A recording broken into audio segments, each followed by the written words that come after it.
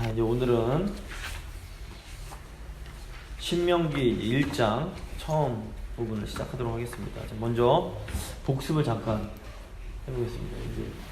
이게 그 출애굽의 경로입니다. 좀 큰 걸로 보시면, 작은 지도 보시면 이쪽이 이집트, 애굽 지역이고, 이 약속의 땅이 이제 이스라엘 약속의 땅이 이쪽입니다. 여기 이제 갈릴리 호수고 요단강이 쭉 있고, 여기 이제 사해입니다. 이제 출애굽을 한 다음에 이쪽이 이제 아마 시내산에 있었을 것이고, 가데스 바니아로 갔다가 불순종해서 바람 광야를 돌다가 다시 38년간 돌고, 다시 이제 바사랑 옥과 그 모압 왕 다 정복한 후에 이쪽 지금 모압 평지에서 이제 있는 겁니다. 좀 큰 그림으로 보시면 이 고센, 이집트의 고센 땅에서 쭉 출애굽을 해서 시내산에서 언약을 맺고, 이제 여기서 출애굽 19장부터 출애굽 40장 그리고 레위기 1장부터 27장까지 율법 받고 성막 짓는 시내산에서 1년 동안 지내게 됩니다. 언약을 맺고, 그 다음에 이제 민수기가 시작되면서 하나님께서 인구조사를 시키시고, 인구조사를 마친 후에 민수기 11장부터 행군을 시작합니다. 근데 이제 이 행군이 계속 이제 그 불평, 불만과 원망과 해서 이제 거의 뭐 모세가 중보하지 않으면 갈 수 없을 정도로 계속 불순종의 연속이다가 결정타가 이제 가데스 바네에서 12명의 정탐꾼을 보냈는데, 이때 이스라엘 백성들이 그 마음에 품고 있던 불신앙을 드러내게 되고, 결국 이제 광야에서 출애굽했던 1세대는 다 죽고, 다시 이제 2세대 여호수아 갈렙에는 다 죽은 후에 다시 이제 2세대가 이제 그 2차 인구조사를 시키신 후에 정복을 해서 이 모압 평지까지 이제 온 내용이 이제 민수기 36장까지의 내용이었습니다. 그래서 신명기는 뭐냐면 이 약속의 땅을 바라보면서, 이 약속의 땅 들어가야 되는데 약속의 땅 들어가기 전에 이 모압 평지에서 약속의 땅을 바라보면서 모세가 출애굽한 2세대에게 했던 세 편의 설교라고 보시면 됩니다. 크게 세 부분의 설교로 이루어져 있습니다. 그래서 이제 이런 새로운 상황에서 하나님께서 모세를 통해서 약속의 땅으로 들어가야 할 그런 새로운 세대에게 시내산에서 믿었던 그 언약의 의미를 새롭게 갱신하시면서 말씀, 요즘으로 치면 이제 설교를 해 주는 내용이라고 볼 수 있습니다. 오늘 첫 번째 시간이니까 신명기의 특징과 구조를 잠깐 살펴보도록 하겠습니다. 신명기의 특징은 이제 크게 여러 가지, 굉장히 신명기는 중요합니다. 모세 오경 중에서 다 중요하지만 신명기는 또 굉장히 중요한 부분이 있는데, 아까 말씀드린 것처럼 신명기는 율법, 모세 율법에 대한 모세의 세 편의 설교라고 볼 수 있습니다. 일종의 강해 설교입니다. 자신이 하나님께 받은 율법을 다음 세대들에게 좀 풀어서 설명해 준다고 보시면 됩니다. 그래서 신명기는 율법의 모든 신학을 요약하고 또 구약 안의 중심적인 아주 언약의 그 틀을 제공해 줍니다. 그래서 신명기 이후에 나오는 여호수아부터 열왕기 하까지는 이 신명기 사관, 신명기적인 관점이 있습니다. 하나님께서 주신 신명기의 그런 사상을 가지고 다음 책들이 적혀집니다. 그래서 신명기가 굉장히 중요한 역할을 합니다. 신약을 보시면 신명기가 자그마치 83번이나 인용이 됩니다. 그만큼 신명기의 말씀이 중요하기 때문입니다. 예수님께서 광야에서 이 마귀의 힘을 이기실 때도 다 신명기 말씀으로 이기시고 많이 이제 인용이 되고 있습니다. 신명기 중요한 특징이 뭐냐면 그 율법의 형식과 본질의 차이를 분명하게 보여주는 겁니다. 율법을 보시면 이제 그 민수기에도 나오지만 다양한 변화와 적용이 있습니다. 하지만 율법의 본질은 하나밖에 없습니다. 하나님 사랑, 이웃 사랑입니다. 그래서 신명기는 이스라엘이 거룩한 백성으로 하나님이 허락하신 땅에서 제사장 나라를 이루어갈 때에 어떤 모습이어야 하는지를 그 시대에 맞게, 그 시대 문화에 맞게 설명을 해줍니다. 그래서 이때 중요한 게 뭐냐면 이 말씀에 담긴 본질을 잘 들여다볼 수 있어야 됩니다. 그러니까 오늘날 21세기의 눈으로 그냥 이 구약 당시 벌써 지금부터 한 3,500년 전에 이때의 이런 문화라는 형식을 그냥 들여다보면 쇼크를 받을 수밖에 없습니다. 너무 다르기 때문에. 그래서 이제 성경을 읽을 때 해석도 필요하고 신학이 필요한 겁니다. 신명기는 이 율법의 정신을 광야라는 상황 속에서 또는 이제 가나안이란 그런 상황 속에서 이 변화에 따라서 자꾸 바꾸면서 설명을 해줍니다. 이렇게 율법의 정신이 잘 살아있기 때문에, 생생하게 살아있기 때문에 신약의 기자들이 그 신명기를 가장 많이 이제 인용을 하게 됩니다. 그래서 보시면 이 율법의 본질, 그 율법의 정신은 변할 수 없고 변해서는 안 됩니다. 하지만 이 율법을 담고 있는 이 문화라는 형식은 시간, 공간에 따라서 자꾸 변할 수밖에 없고 또 그때그때 변화돼야만 이 정신을 잘 유지할 수 있습니다. 요즘 뭐 구약을 저희가 그래서 레위기나 이렇게 민수기에 나오는 구약을 그대로 저희가 적용해서 지킬 수 없지 않습니까? 그래서 이게 왜냐면 하지만 그렇다고 해서 이걸 버릴 수 있는 것이 아니라 그 안에 담겨있는 율법의 정신이 뭔지를 잘 조심스럽게 빼내서 그걸 이 시대의 문화와 이 시대의 상황에 맞게 잘 적용시켜서 새롭게 이제 지킬 수 있어야 됩니다. 이 작업이 신학적인 작업이고 소위 해석이라는 작업입니다. 그래서 이게 이제 교회에서 이 작업들을 잘 해 나갈 때 교회가 이 정신을 잘 계승해 나갈 수 있습니다. 그래서 율법을 너무 무시하는 것도 완전히 위험한 잘못된 태도고 그렇다고 율법을 고지고대로 지키려고 하는 것도 문제가 심각합니다. 그러다 보면 이제 이게 맞지 않기 때문에 이제 어려움이 생기게 됩니다. 제가 이제 그 교재에도 적어드렸는데 이 신명기의 형식이 그 고대 근동의 이 종주 조약의 양식으로 되어 있어요. 종주 조약이 뭐냐면 고대 근동에서는 강한 나라와 약한 나라 간에 이 종주 봉신 조약을 맺었습니다. 그러니까 주인과 부하, 그러니까 주종 관계로서 네가 우리나라를 잘 섬겨라. 그러면 내가 너를 잘 돌봐주겠다. 이런 일종의 계약을 한 겁니다. 그래서 뭐 구약 보시면 아수르가 이제 그 강해할 때 북이스라엘과 이렇게 조약을 맺어서 북이스라엘이 이렇게 아수르한테 이렇게 조공을 바치고 했는데 이런 조약이 문서로 적혀졌었습니다. 그래서 신명기의 양식을 보시면 기원전 14세기 히타이트 제국이라고 강대국 이집트와도 막 싸웠던 아주 강한 제국이 있었는데 이때의 종주봉신 조약과 굉장히 그 양식이 비슷합니다. 물론 완전히 똑같다고 볼 수는 없지만 보시면 거의 비슷한 형식을 가지고 있습니다. 이걸 통해서 저희가 두 가지를 알 수가 있습니다. 첫째는 뭐냐면 신명기가 처음 기록된 것이 기원전 15세기에서 14세기라는 걸 저희가 다시 한번 확인할 수 있습니다. 뭐 저희야 이거 모세가 썼다는 건 그냥 받아들이지만 이 성경의 권위를 믿지 않는 세속적인 학자들은 모세오경을 모세가 쓴 게 아니라 훨씬 후대에 그러니까 이 포로로 갔다 온 후에 사람들이 그냥 그렇게 지어내서 쓴 거라고 이제 주장하는 학자들이 제법 많이 있습니다. 그런데 이제 이 신명기가 이 히타이트 14세기의 히타이트의 이런 그 양식과 거의 비슷한 걸 보면서 이게 정말로 모세 당시에 기록되어 있다는 것을 저희가 간접적으로 이제 알 수가 있게 됩니다. 그래서 이 신명기가 모세가 기록했던 그 당시에 기록된 아주 오래된 문서라는 것을 저희가 이걸 통해서 확인을 할 수가 있습니다. 또 하나 더 중요한 게 뭐냐면 이 신명기가 당시 그러니까 14세기, 15세기 당시에 그 있었던 종주조약이라는 그런 문화적 양식을 빌어온 것을 저희가 볼 때에 예수님께서 인간의 몸을 입고 이 땅에 오신 것처럼 하나님의 말씀 역시 인간의 문화라는 그릇에 담아서 우리에게 주어졌다는 것을 우리가 알 수 있게 됩니다.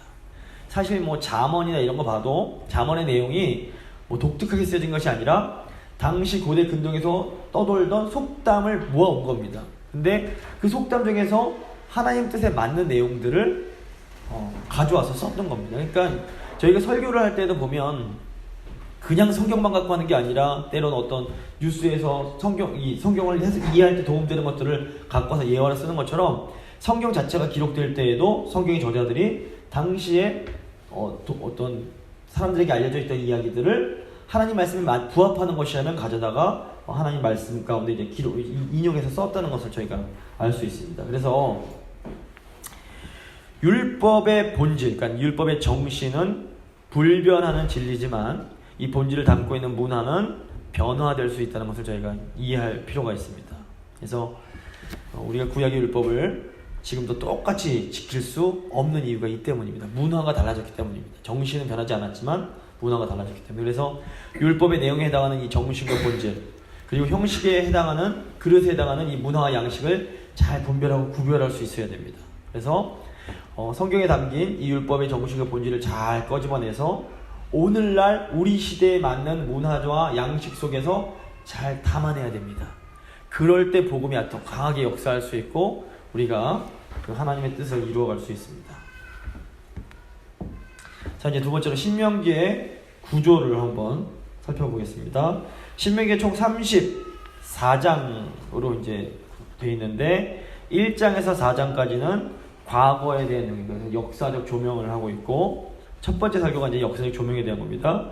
그 다음에 5장부터 26장까지는 그러니까 현재, 이때 현재는 그 이스라엘 백성, 그 출애굽 백성들, 출애굽 2세대의 현재입니다. 지금 저희가 볼 때 전부 다 과거지만 어쨌든 현재적인 내용을 법률적으로 조명을 하고 있고, 그 다음에 지금 아직 이제 이 사람들이 약속의 땅에 들어가기 전이었는데 27장부터 34장까지는 이제 약속의 땅에 들어가서 어떻게 살아야 될지는 그런 미래에 대한 가나안 땅에서의 삶에 대해서 이렇게 조명을 하고 있습니다. 그래서 1에서 4장이 이제 광야에서 과거에 일어났던 일들을 다 이렇게 다시 한번 상기시키는 건데, 이걸 통해서 저희가 알 수 있는 건 뭐냐면 역사적 의식을 갖는 것이 굉장히 중요하다는 겁니다.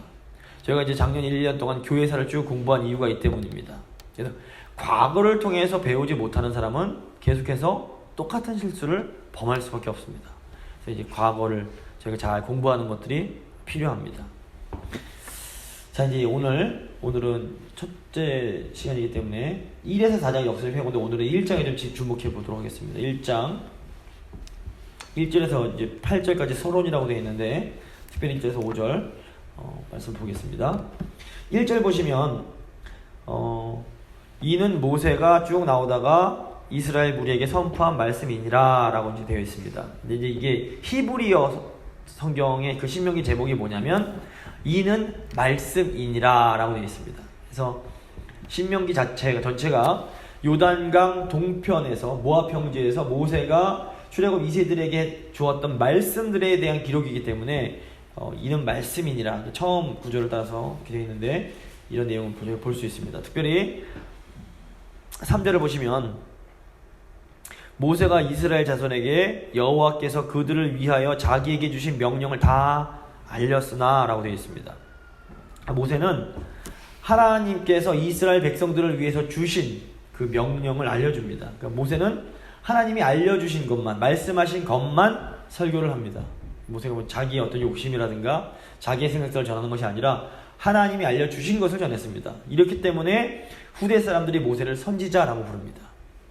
선지자가 이제 뭐냐면 하나님께서 주신 말씀을 전달하는 사람을 선지자 또는 예언자라고 부릅니다. 영어로 prophet이라고 하는데, 이 예언을 저희가 미래에 대한 얘기를 생각할 때가 많습니다. 일기 예보와 예언이 다릅니다. 성경에 나오는 예언은 이제 그 하나님이 주시는 말씀을 전하는 게 예언입니다. 그래서 오늘날 이제 신약 전통에서는 설교를 예언이라고 이제 말을 합니다. 왜냐하면 하나님께서 주시는 말, 무당들이 미래에 대해서 예언해서 미래를 맞추는 것을 이제 그것처럼 예언하면 느낌이 그렇게 되는데 성경의 예언은 그런 게 아닙니다. 그래서 선지서, 예언서는 뭐냐면 하나님이 지금 백성들에게 주시는 말씀을 전하는 것이 예언입니다. 물론 거기에는 미래에 대한 내용이 포함되어 있을 때가 있습니다. 그래서 미래에 대한 내용도 포함되지만 사실상 구약 선지서들을 쭉 보셔도 지금 이스라엘 백성들의 문제를 지적하고 회개할 것을 촉구하는 경우가 훨씬 더 많습니다. 그래서 예언이 뭐냐? 성경에서 예언은 하나님이 하나님의 그 선지자를 통해서 하나님의 백성들에게 주시는 말씀을 예언이라고 한다는 것을 아실 필요가 있습니다. 이제 5절 보시면 모세가 이제 그 모압 땅에서, 모세가 요단 저쪽 모압 땅에서 이 율법을 설명하기 시작하였더라라고 합니다. 여기서 이 율법은 출애굽기 20장부터 23장에 나오는 10계명을 비롯한 하나님께서 주셨던 그 율법을 의미합니다. 자, 모세는 이미 한 40년 전에 자신이 하나님으로부터 받았던 말씀을 이 모압 평지에서 다시 한번 이스라엘 백성들에게 이제 설명을 해 주고 있습니다. 왜 이런 설명이 또다시 필요할까요? 이미 하나님이 받았던 말씀인데 세대가 교체됐기 때문입니다. 하나님이 주셨던 그 율법의 본질과 정신은 변함이 없습니다. 하지만 그 율법을 받아야 하는 세대가 변했습니다. 처음 이 율법을 받았던 세대는 광야에서 다 죽임을 당했습니다. 이제 새로운 세대가 율법을 들어야 합니다. 근데 모세가 이 새로운 세대에 맞게 자신이 오래전에 받은 율법의 의미를 풀어서 설명을 해줍니다. 그래서 제가 이제 설교라고 말씀을 드린 겁니다. 자, 이제 6절, 8절 보시면 모세가 했던 첫 번째 설교의 내용이 나옵니다. 그건 뭐냐면 사명에 대한 겁니다. 6절부터 8절입니다. 그래서 특별히 이제 7절 보시면 그 방향을 돌려 행진하며 쭉 그 이스라엘 백성들이 점령해야 할 지역이 나오고 8절입니다. 1장 8절 내가 너희의 조상 아브라함과 이삭과 야곱에게 맹세하여 그들과 그들의 후손에게 주리라 한 땅이 너희 앞에 있으니 들어가서 그 땅을 차지할지니라. 보시면 출애굽 1세대나 출애굽 2세대나 하나님으로부터 받은 사명은 똑같습니다. 사명이 뭐냐면 언약 백성의 사명은 하나님께서 주신 약속의 땅을 차지하고 그 땅에서 거룩한 백성 제사장 나라로 살아가는 것입니다. 사명도 동일하고 율법도 동일한데 세대가 변했기 때문에 새로운 형식이 필요합니다. 이것은 저희 교회에도 굉장히 중요한 의미가 있습니다. 이제 올해부터 며칠 후부터 저희 이제 다음 세대와 함께 저희가 예배를 드리게 됩니다. 보시면 저희 어른 세대나 우리 다음 세대나 하나님이 우리에게 주신 사명도 동일하고 말씀도 동일합니다. 우리도 구약의 이스라엘 백성들처럼 거룩한 백성이 되어 이 땅에서 제사장 나라로 살아가야 합니다. 이 복음의 내용과 본질은 변할 수도 없고 변해서도 안 됩니다. 하지만 이 복음을 받아들이는 세대가 변했기 때문에 이 복음의 내용을 담는 형식은 변할 필요가 있습니다. 그러니까 어떻게 해야 이 새로운 세대에게 하나님의 말씀을 효과적으로 전할 수 있을지 제가 이 부분에서 아주 고민을 많이 하고 기도하고 공부하며 생각하고 있습니다. 그래서 이 일을 위해서 저희 이제 어른 세대께서 함께 기도해 주시고 새해에 성령 안에서 우리 교회가 이 복음이라는 새 포도주를 온전히 담아낼 수 있는 새 부대가 될 수 있도록 같이 기도해 주시기를 바랍니다. 이제 모세가 처음에 이제 사명이 무엇인지를 이제 말씀한 후에 이제 1장 9절부터 18절까지는 지도자 임명에 대한 말씀을 하게 됩니다.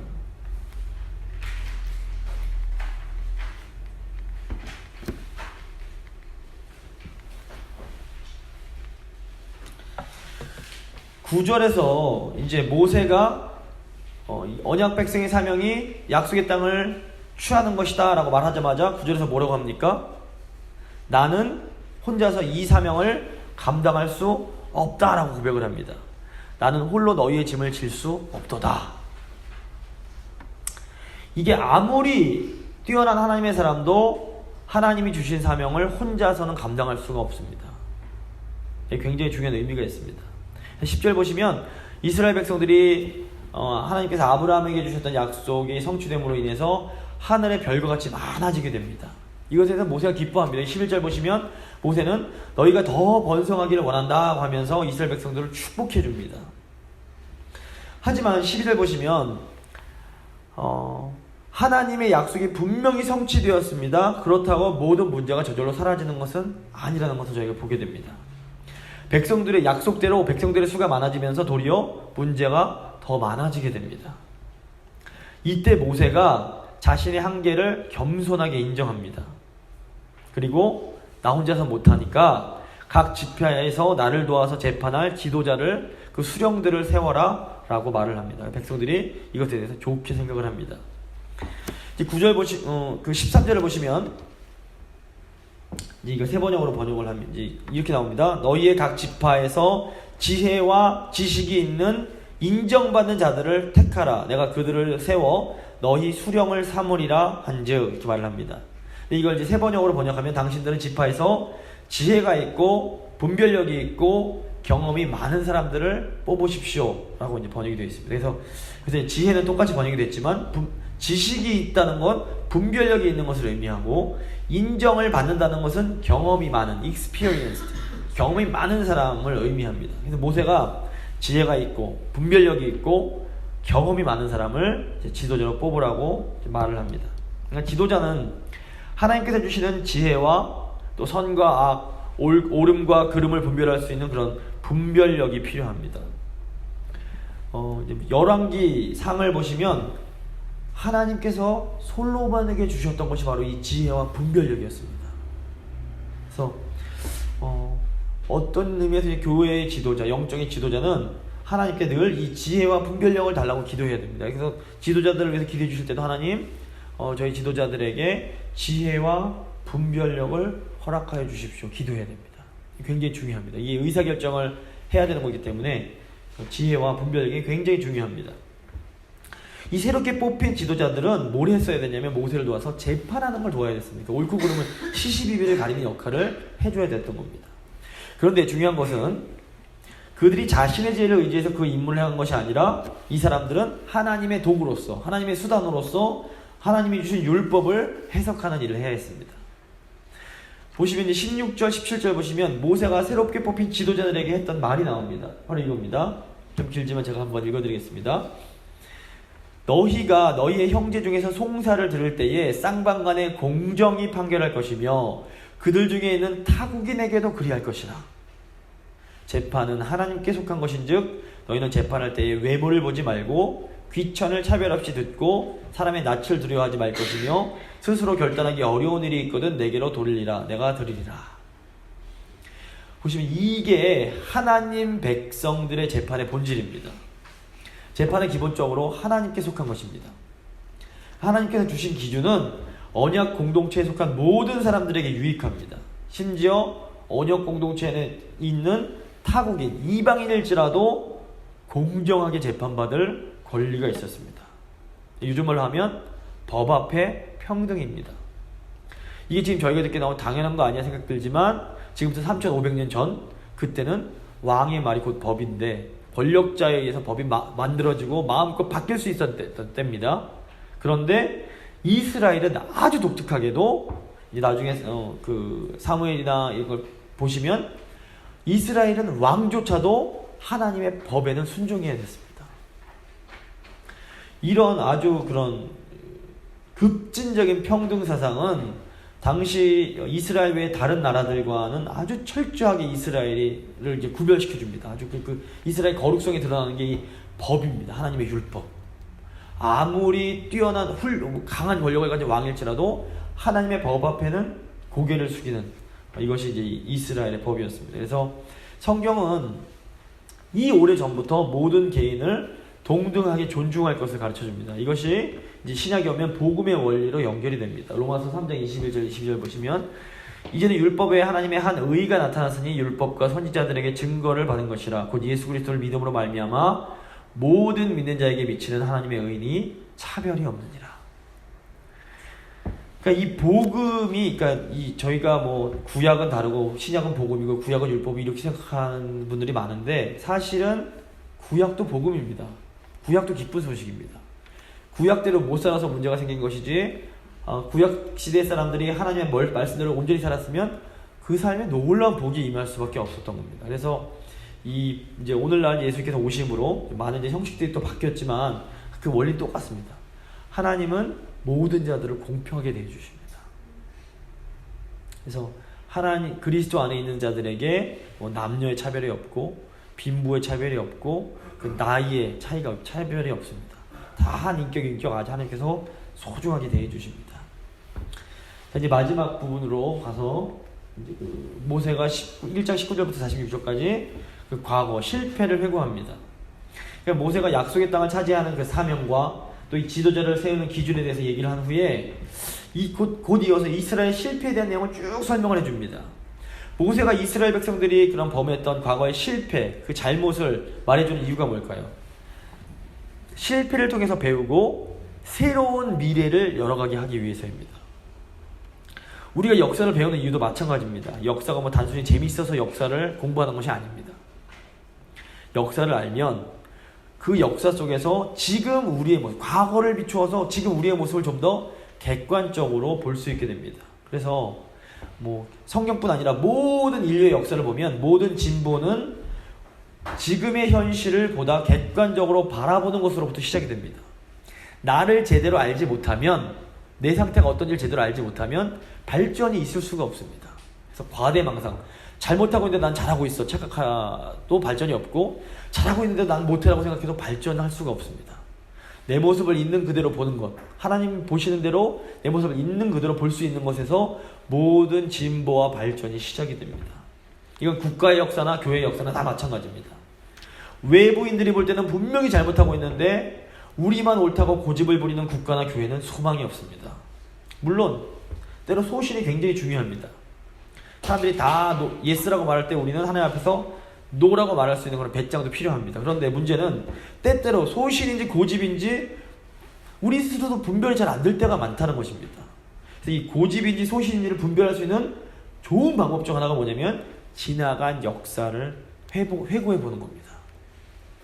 그래서 모세는 비록 아픈 과거였지만 새로운 세대가 같은 실수를 잘못하지 않도록 하기 위해서 부모 세대의 죄악을 낱낱이 설명을 해줍니다. 그래서 이제 모세가 먼저 이제 가데스 19절부터 가데스 바네아에서 12정탐꾼을 보냈던 얘기부터 이제 쭉 얘기를 시작합니다. 12정탐꾼이 이제 정탐을 하고 돌아와서 그 땅이 참 좋은 땅이라고 보고를 합니다. 근데 이때 출애굽했던 이 부모 세대가 아주 전형적인 그 불신의 반응, 믿음 없는 모습을 드러냅니다. 26절, 27절입니다. 중요하기 때문에 제가 한번 읽어드리겠습니다. 그러나 너희가 올라가기를 원하지 아니하고 너희의 하나님 여호와의 명령을 거역하여 장막 중에서 원망하여 이르기를 여호와께서 우리를 미워하심으로 아모리족 속의 손에 넘겨 멸하시려고 우리를 애굽 땅에서 인도하여 내셨도다. 이 출애굽하는 사람들 뭐라고 말합니까? 하나님이 우리를 미워하셔서 우리를 멸망시키려고 출애굽했다라는 아주 무서운 말을 합니다. 근데 이 원망의 말이 이들의 운명을 바꿔버립니다. 이 사람들이 감히 이런 말을 할 수 있었던 것은 그 마음 깊은 곳에 이런 생각을 품고 있었기 때문입니다. 마음의 생각이 우리 입으로 나오게 되어 있습니다. 예수님께서 마태복음 15장에서 이렇게 말씀하십니다. 입에서 나오는 것들은 마음에서 나오나니 이것이야말로 사람을 더럽게 하느니라. 마음에서 나오는 것은 악한 생각과 살인과 간음과 음란과 도둑질과 거짓 증언과 비방이니 이런 것들이 사람을 더럽게 하는 것이요. 독일의 그 철학자 중에 하이데거라는 사람이 언어는 존재의 집이다 라는 말을 했습니다. 이게 무슨 말인가면 어떤 사람의 말을 들여다보면 그 사람이 평소에 무슨 생각을 하고 있는지가 그대로 드러납니다. 그 사람이 무슨 생각을 하고 사는 사람인가, 이것이 곧 그 사람이 어떤 사람인지를 보여줍니다. 밤낮 돈 얘기만 하는 사람은 무슨 얘기입니까? 그 사람 머릿속에 항상 돈에 대한 생각으로 가득 차 있음을 의미합니다. 그 사람은 어떤 존재입니까? 돈을 섬기는 존재입니다. 이게 그래서 말이 참 무섭습니다. 이제 보시면 이어서 모세의 말을 보면 출애굽했던 사람들과 분명히 차이가 납니다. 신명기 1장 29절에서 31절 말씀입니다. 좀 길지만 한번 제가 읽어드리겠습니다. 모세가 백성들에게 하는 말입니다. 내가 너에게 말하기를 그들을 무서워하지 말라, 두려워하지 말라. 너희보다 먼저 가시는 너희의 하나님 여호와께서 애굽에서 너희를 위하여 너희 목전에서 모든 일을 행하신 것 같이 이제도 너희를 위하여 싸우실 것이며 광야에서도 너희가 당하였거니와 사람이 자기의 아들을 안는 것 같이 너희의 하나님 여호와께서 너희가 걸어온 길에서 너희를 안으사 이곳까지 이르게 하셨느니라. 모세는 하나님이 너희보다 앞서가셔서 너희를 위해 싸워주실 것이다 라고 말을 합니다. 그리고 하나님이 지금까지 너희를 이곳으로 하나님이 직접 안으셔서 인도해 주지 않으셨냐? 라고 말을 합니다. 이것이 모세의 신앙의 위대함입니다. 모세는 하나님이 어떤 분이신지 정확하게 알고 있었고 그 하나님을 신뢰하고 있었습니다. 물론 모세도 인간이기 때문에 나중에 실수를 하지만 모세가 하는 말과 출애굽 1세대가 했던 말은 질적으로 완전히 차이가 납니다. 그러니까 결국 우리의 생각이 우리의 입 밖으로 나오게 됩니다. 하나님을 신뢰하며 하나님께 감사하는 사람은 믿음의 말을 하고 감사의 언어를 사용합니다. 하지만 하나님을 믿지 못하는 사람, 불신앙의 사람들은 잘 될 거라는 걸 하나님께서 잘 될 거라고 약속해 주셨음에도 그 말을 못 믿는 겁니다. 그러니까 계속해서 불평하고 원망하는 말을 하게 되는 것입니다. 이게 정말 무서운 게 뭐냐면 우리의 미래가 우리가 말한 그대로 이루어진다는 사실입니다. 이 34절 이후를 보시면 하나님을 불신하면서 원망한 사람들은 결국 그 말대로 심판받아 광야에서 다 죽게 됩니다. 말한 대로 됩니다. 하지만 믿음으로 순종해서 믿음의 말을 했던 갈렙과 여호수아는 자기들 말대로 약속의 땅으로 들어가게 됩니다. 우리 언어가 너무 중요합니다. 하나님을 신뢰하면서 믿음의 말을 하는 사람은 약속의 땅에 들어갈 수 있습니다. 하지만 하나님을 불신하면서 불평과 원망의 말을 계속하는 사람들은 광야에서 죽게 됩니다. 이제 이게 바로 모세가 약속의 땅을 눈앞에 두고 있는 다음 세대에게 주고 싶은 메시지입니다. 너희 조상들이 불신 가운데 죽었다. 너희는 어떻게 할래? 너희는 어떻게 할래? 자, 이제 오늘 새해인데 이제 이 말씀이 저에게 주어졌습니다. 우리의 미래가 어떤 미래가 되기를 원하십니까? 하나님은 이미 약속으로 우리에게 약속의 땅을 주시겠다고 이미 약속해 주셨습니다. 이제 우리에게 달렸습니다. 우리가 이걸 믿고 하나님을 신뢰하면서 긍정적으로 반응하고 믿음의 말을 하고 감사의 말을 하면 이 약속이 우리의 것이 됩니다. 하지만 하나님의 약속에도 불구하고 여전히 현실만 바라보면서 불평하고 불만하고 원망하면 우리가 말한 대로 우리 삶 가운데 고스란히 이루어집니다. 우리에게 선택의 기로가 이제 놓여져 있습니다. 1월 오늘 3일인데 어떤 길을 가시겠습니까? 우리 앞에 두 길이 놓여져 있습니다. 신명기 4장은 결국 그겁니다. 순종하면 복받을 것이고 불순종하면 저주받고 심판받게 될 것이다. 신약에도 동일합니다. 예수님 오셔서 다 해주셨지만 우리도 다 약속해 주셨지만 우리가 순종하면 성령 안에서 놀라운 축복과 은혜와 형통을 경험할 수 있습니다. 하지만 다 예수님께서 이루어주셨음에도 불구하고 우리가 계속해서 불순종하면 하나님도 어쩌실 수 없는 부분이 있습니다. 그러니까 강제로 하실 수 없습니다.